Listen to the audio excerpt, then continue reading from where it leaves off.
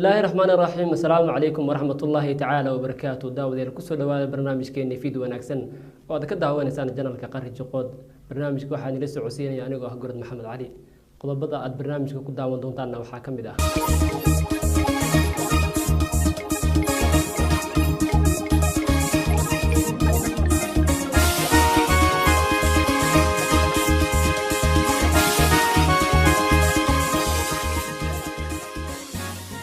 askari ka tirsan ciidamada Soomaaliya oo ku dilay nin shacab ah magaalada Beledweyne.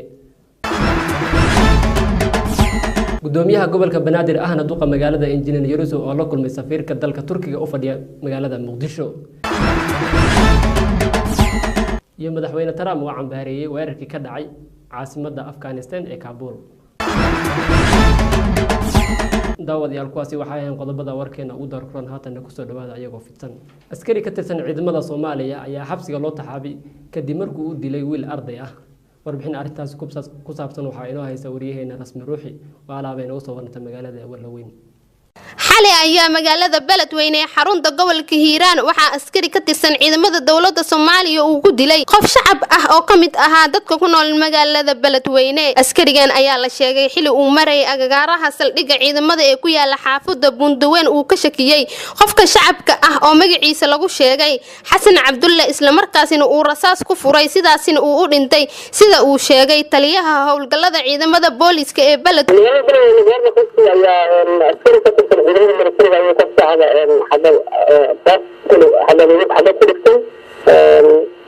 الحمد لله بوقت تركي وغير البلد كان غير كمان كان يتركيش غير تبرتيها جاري العسكري جبت بيستنى حتى تصاب لي بحسب الكبرى حسب كان بدأوا في استقطاب على كاري استقطاب على مشي لما كنا صحي مركا انت لعبات كل عاي وحكرة هذا المرحلة من زاوية جيران الجيران ونفع تعود كمان المرحلة الكبرى هي حالة الكبرى حافظ هذا هذا بنت كذا عيباب هي مثلا أنا شرير هرهر بدأ مثلا أنا بنظر هرهر بدأ مثلا وقت في جاب إذا مرة من السنة المركز هي جاب كرة ممكن مجال المسلم في باكستان يمكن هنا يعني أي مركز هي مركز أذكر ويدمن أذكر باش مرة كشكيان ممكن هنا هذا طبعا يرى محاضرات وشخصي وإنه محيي كلام دربي له محاضرات وكعربي عرب كيا كانتي ودليل كتاب مستعمل على عرب كيا كانتي حددنا فيه سرعة يقدم في فقطي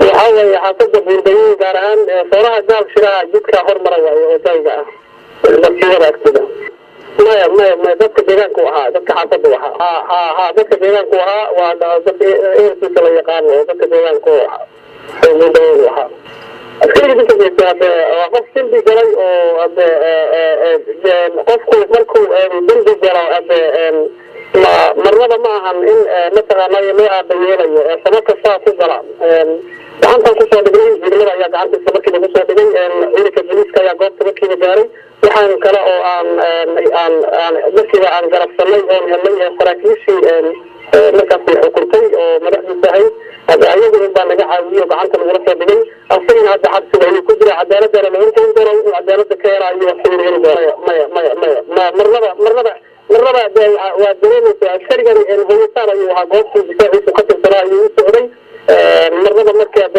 شركة بعينها هذا إذا مركب قوس عند الجنس عيا كل يوم قوس كل الجرايا مركب الناس تقول التجاري مركب هذا أصلاً هنا سياسة يا زعمت الله هذا مركب qofku shakhsiga marka hore meesha ku nafsiyay hadda dhaawac baa lagu soo qaaday isbitaalka ayuu ku geeriyooday markii weyne Arab Yusuf Nuur taliyaha ayaa sidoo kale sheegay intaas kadib ay howlgallo sameeyeen ciidamada booliska howlgalladaasina ugu dambeyntii lagu soo qabtay askarigii ka dambeeyay dilka qofka shacabka ah sidoo kale waxa uu sheegay in goobta uu falkaasi ka dhacay dhowr mar dil loogu geystay askar kamid ah ciidamada dawladda Soomaaliya taasina shakiga dhalisay askarigii dilka geystay maxkamad la geyn doono Raxiim Yusuf Maxamed rasmi ruuxi barnaamijka fiid wanaagsan degmada Walaweyn gobolka Shabeellaha Hoose. gudoomiyaha gobolka Banaadir ahna duqa magaalada Injineer Yariso ayaa kulan la yeeshay safiirka Turkiga u fadhiya Soomaaliya Oglan Becker.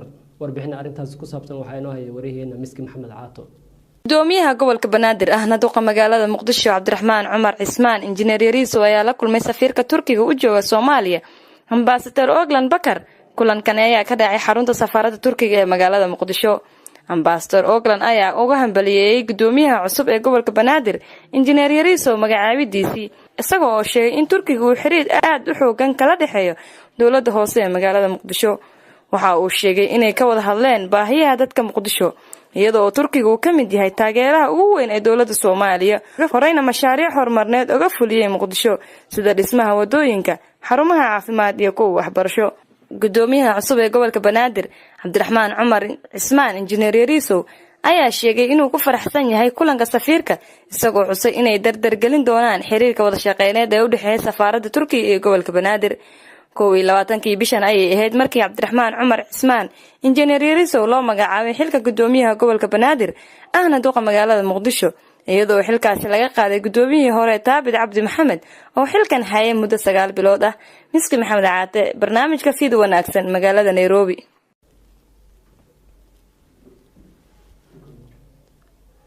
hogaamiyaha xisbiga wadajir Cabdiraxmaan Cabdishakuur ayaa ku tilmaamay hay'adda nabad sugidda ee Soomaaliya inay tahay mid loo adeegsado dano siyaasadeed. warkaasi waxay noo soo diray wariyaheena Faysal Aligo.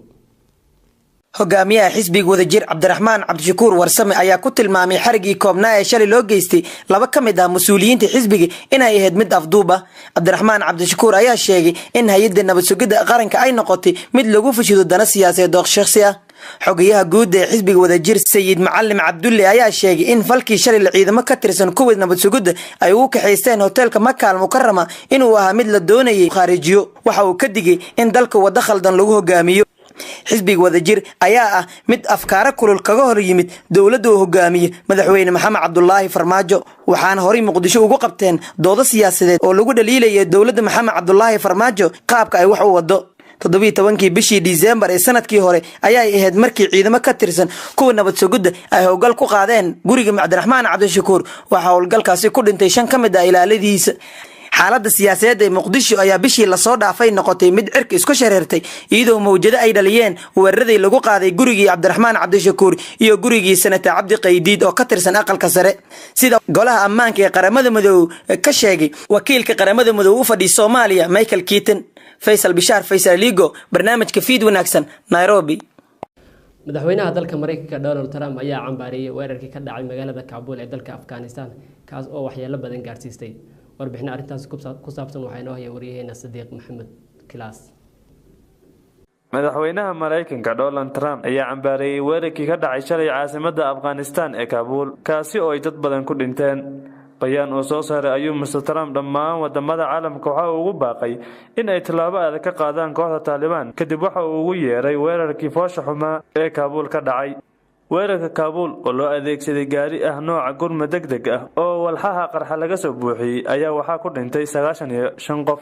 dowladda Afghanistan ayaa ku eedeysay dalka ay dariska yihiin ee Pakistan in ay taageero siiyaan mintidiinta geystay weerarka ka dhacay magaalada Kaabul.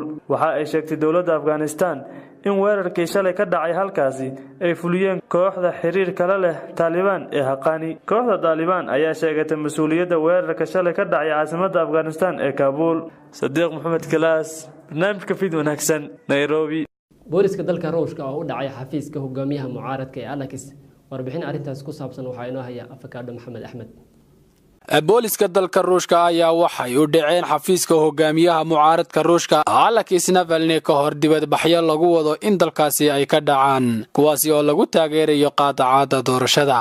sawirro la soo dhigay barta uu YouTube-ka ku leeyahay hogaamiyahani ayaa muujinaya askarta oo galaysa goob istuudiyo ah isla markaana shaqaalaha su'aalo weydiinaya. Master Alex ayaa dibadbaxyo ku baaqay maanta oo Axad ah kuwaasi oo laga soo horjeedo doorashada madaxtinimada ee dalkaasi. hogaamiyahani mucaaradka ugu awoodda weyn Master Alex ayaa ahaa ninka kaliya ee loo arkayay in uu tartan adag la geli karo madaxweyne Putin. afhayeen u hadlay hogaamiyahani ayaa sheegay in askarta ay bir awood badan u adeegsadeen jabinta xafiiska ayna u sheegeen in ay baarayaan bambaano. dhacdadani ayaa ku soo beegmaysa xilli maanta lagu waday in ay dibadbaxyo ka dhacaan dalkaasi kuwaasi oo laga soo horjeedo doorashada madaxtinimada ee dalka Ruushka ayaa lagu wadaa inay dhacdo 18 bisha March ee soo socota. Afakaadho Maxamed Axmed, barnaamijka Fid Wanaagsan, magaalada Nairobi. madaxa dhaqaalaha xisbiga jamhuuriga ee Mareykanka Mr. Steve ayaa iska casilay xilka kadib markii lagu eedeeyay inuu geystay dacatiyo dhinaca galmada ah. warkaasi waxaa inoo diyaariyay wariyaheen Axmed Sheekh Cabdi. madaxii dhanka dhaqaale ururinta ee u qaabilsanaa xisbiga jamhuuriga dalka Mareykanka Stephen Wayne ayaa iscasilay kadib markii ay soo baxeen eedeymo ku saabsan inuu u geystay tacaddi dhanka galmada ah. sida uu qoray wargeyska Wall Street Journal jimcihii bilyaneerkan 76 sano jirka ah ayaa ku xadgudbay mid ka mid ah haweeney ka shaqaysa goobaha lagu daliigo ragga waxa uuna mid kale ku qasbay inuu la galmoodo. Stephen ayaa beeniyay eedaamahaasi isaga oo ku tilmaamay inay yihiin waxaan macquul gal ahayn. madaxa guddiga qaran ee jamhuuriga Ronnie Daniel ayaa u sheegtay warbaahinta Mareykanka in ay ka aqbashay iscasilaadiisa uu u soo gudbistay. dhanka kale Stephen ayaa ku eedeeyay xaaskiisii hore oo dacwad dagaalkooda ay taalo maxkamadda inay iyadu ka dambeysay dacaayadaha iyo been abuurka taas oo cirka ku sii shareertay xaaladan. Axmed Yuusuf Sheekh Cabdi, barnaamijka Fiid Wanaagsan, Nairobi. waata daawadayaal qodobkaas ayaa ugu dambeeyay barnaamijkeena Fiid Wanaagsan oo nila socodsiinay anigoo Gorod Maxamed Cali tan iyo intaan dib u kulmi doono barnaamijkan mid lamid ah waxaan ku dhaafayaa sidaas fi amaanillah.